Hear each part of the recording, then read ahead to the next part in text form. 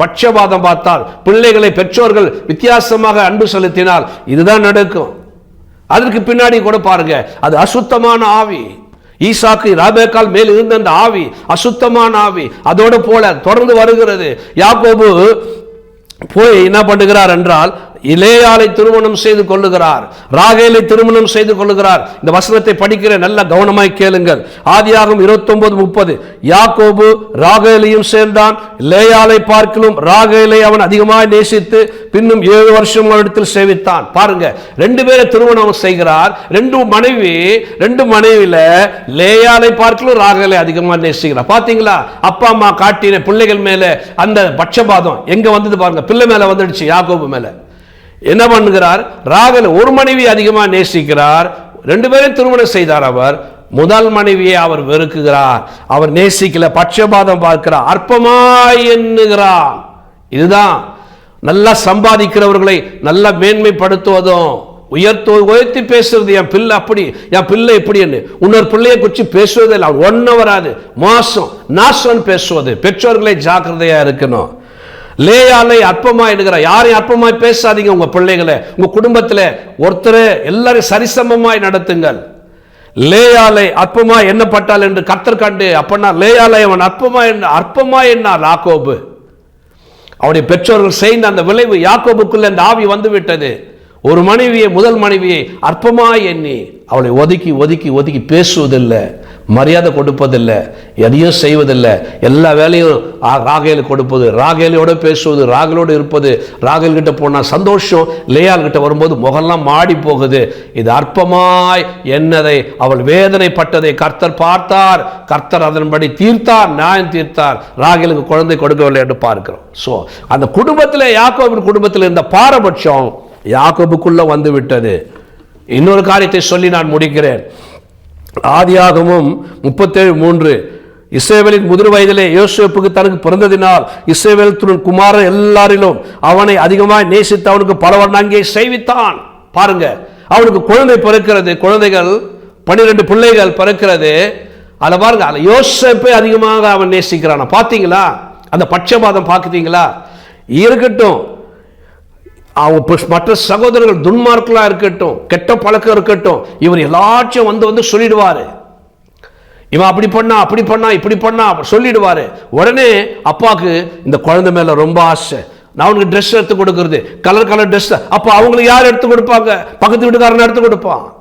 12 பிள்ளைகள் இருக்கிறார்கள். ஒரு பிள்ளைகள் மேல பட்சமா இருக்கிறார் தகப்பன்.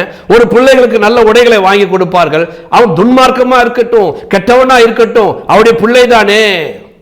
அப்போ அவங்களுக்கு யார் ட்ரெஸ் எடுத்து கொடுப்பாங்க?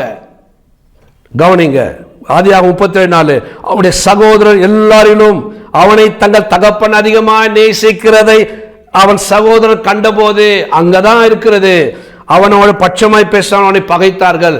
எப்போ பிரிவினை வந்தது, அங்க 2 குரூப்பா மாறினது. அப்பா யோசேப்பு யோசேப்பு யோசேப்பு யோசேப்புன்னு யோசேப்புவை கொஞ்சிக் கொண்டே இருந்தார், மற்ற பிள்ளைகளை கண்டு கொள்ளவே இல்லை. அப்பொழுது 2ஆக பிரிந்தது, 2ஆக பிரிவு வந்தது, குடும்பம் பிரிந்தது, 2 குரூப்பாக பிரிந்தது.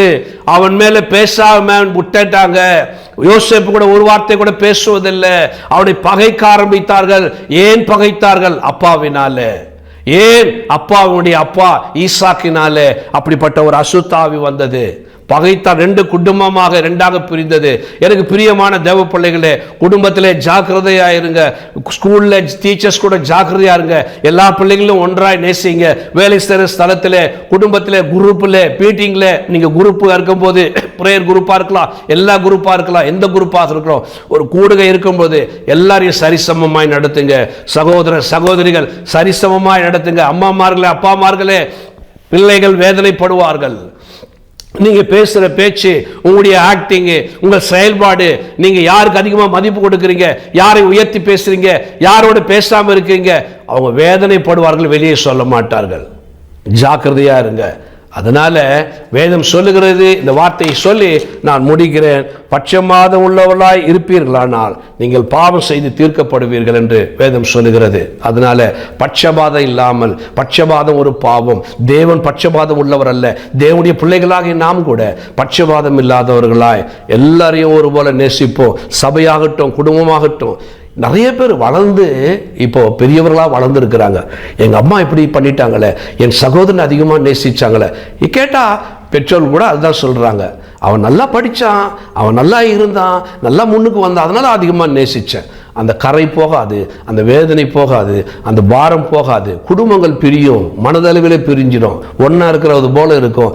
இருதயத்தில் பிரிஞ்சிட்டாங்கன்னா அதை விட ஒரு பெரிய வேதனை எதுவுமே இல்லை. வேதம் சொல்லுகிறது, யோக்கேபு சொல்லுகிறார், நீங்க பட்சபாதத்தோட பற்றி கொள்ளாதிருப்பீர்களாக. பட்சபாதம் பார்க்காதீர்கள். Don't show favouritism. பட்சபாதம் பார்க்காதீங்க, பாரபட்சம் பார்க்காதீங்க. யார் எப்படிப்பட்ட ஸ்தானத்தில் இருந்தாலும், யார் எப்படி இருந்தாலும் எல்லாரும் ஒரே போல இருக்க மாட்டாங்க. எல்லாரும் நேசிங்க, அன்பு செலுத்துங்க. ஏன்னா ராஜரீக பிரமாணம் சொல்லுகிறது, நீ உன்னிடத்தில் அன்பு கூறுறது போல பின்னிடத்தில் அன்பு கூறுதான் சொல்லிருக்கிறத தவிர வசதியானவன், அழகானவன், உயர்ந்த இடத்துல அன்பு கூறு சொல்ல. எல்லாரும் கர்த்தருக்கு முன்பு சமம், எல்லாரும் அவருடைய பிள்ளைகள். அதனால தேவனுடைய பிள்ளையாக உங்களுக்கு முன்பாகவும் எல்லாரும் சமமா இருக்கணும். சமமா நடத்துங்க. கர்த்தர் உங்களை ஆசீர்வதிப்பாராக. ஆமென். God bless you.